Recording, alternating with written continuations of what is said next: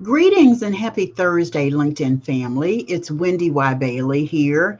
And I wanted to kind of pick up where I left off on my last live streaming session with you. And today I want to talk to you about um, some lessons that I've learned along the way. There are three lessons that I've learned that have shaped who I am today as an entrepreneur, as a coach, and it's from my more than 18 years in business. So they serve me well, and I hope they'll serve you well as well. So I was missing something, sorry. So the first lesson I learned that maybe I didn't know as well as I thought I did early on, relationships are everything. Relationships are everything. Simon Bailey says that relationships are the currency of the 21st century.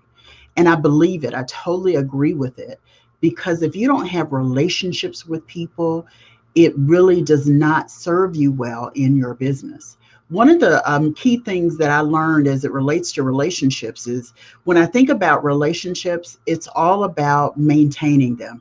Quick story. I spoke with the leader of my video production team yesterday, and we were working and charging, trying to get something out. And he said, I asked him about whether he was going to be able to connect with me today. And he said, well, his wife was taking him to the hospital. And I was like, oh my gosh, you don't need to worry about any of this stuff. This is stuff that is fleeting. This is stuff that, it'll happen. Don't worry about it. Take care of yourself. That's the priority. I think there was a time in my life, and this is probably coming out of corporate America. There's a time in my life when I would have looked at that and I would have been like, well, take care of yourself, but can you do this too? Or I would have been like, take care of yourself. Do you know of a resource who can stand in your place to do this? I was kind of like, it doesn't matter. It's insignificant compared to your health and what's important to you. To me, that's about the relationship.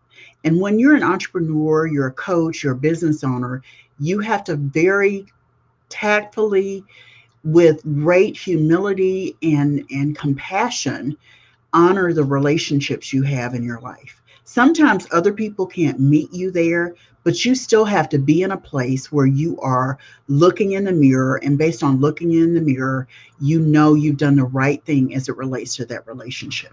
The second lesson I want to share with you is to design a support system. Over the years, my support system has changed. It's evolved based on what I needed. I've also been in relationship with people that it became clear to me that I looked at the relationship differently than they did, better or worse, just different.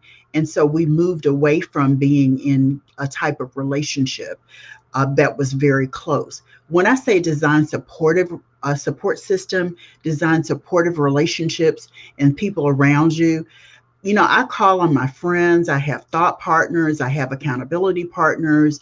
I have a coach, a therapist. I have a mastermind group. I have all of these areas and all of these people that are connected to me through my support system. So having that support system is important. Last year, I think it was, my therapist said, oh, you're doing really great. And, do you want to graduate? I was like, no, you're part of my support system. You're always going to be there. Today might be a really good day for me, but tomorrow may come and it's different. I need you to be part of my support system. And it works for me. I've been in therapy for more than 20 years, more than 30 years. And, when I've not been in therapy, it challenged me to sort of process things on my own. And now I can do that, but I still love having a place that's all about me and an objective resource talking to me, caring about what happens to me. And they're there to challenge my thinking and help me to process in a different way. And then the last thing that I want to say that's really important is to reinvest, reinvent, and rebrand. Reinvest, reinvent, and rebrand. So, when you think about reinvesting, I want to make sure that you understand as an entrepreneur.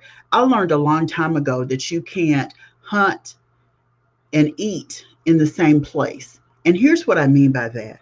When you are in business, you are really about the business of growing your business. If you're serious about your business, you are. So, you're looking at ways to do that. As a single mom for several years, I tried to make money and then take care of ourselves. My son and I take care of us with what I was earning from the business. And so it wasn't good for me because I really needed to reinvest in the business. That's what I mean by you can't hunt and eat in the same place. You've got to be able to hunt, or you've got to be able to focus on building your business so that you can reinvest and you're not trying to live off of that. Once you get to a point where you're at a place where you can safely and comfortably feel that you've reinvested, then you can start to eat. You know what I mean? But initially, over the first several years, you need to have a space and a way to be able to reinvest in your business. When I talk about reinventing is all about clarity for you. When you reinvent, and I suggest that you evolve and you rethink and you consider and you process and you tap into greater strengths and you shed some dead weight that's in your life or in your thinking along the way. Reinvention is about you having clarity about who you are in the marketplace. Let me say that again. Reinvention is about giving you clarity about who you are in the marketplace and in the world sometimes, right? So reinvent. And then the last one is to rebrand. Rebranding means that you are considering clarity for the marketplace. You're making sure that people in the marketplace understand who you are, what your brand represents, and rebranding gives you the opportunity to do that. When I first started my business, I didn't know what I wanted to call it, but I was really focused on doing my first newsletter. And the name I came up with for my first newsletter was Brilliance in Action. And I liked it so much, I was like, you know what? My newsletter is not going to be named that, my business is. So for years, my business was Brilliance in Action. And when I rebranded, I symbolically closed the business Brilliance in Action at the end of 2015. And I rebranded to give clarity to the marketplace. Business Beyond Limits was born. Now, the last couple of episodes, I've talked a lot about me, and I hope I've shared some things that really benefit you, that help you know kind of how to look at your coaching business, your service-based business in a big way.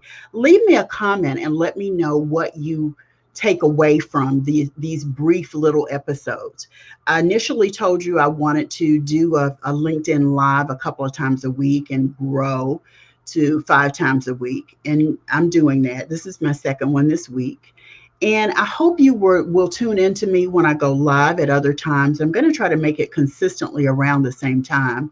But I want to hear from you, your comments, your takeaways. Be sure to like and love and let me know you're getting it. Share your questions if you have any, and I'll be more than happy to respond to them. This has been an episode of More Coaching Clients Live. Be sure that you check out More Coaching Clients. It's the Academy today at morecoachingclients.com. For $88.88 a month, you can join and up-level your sales and marketing today.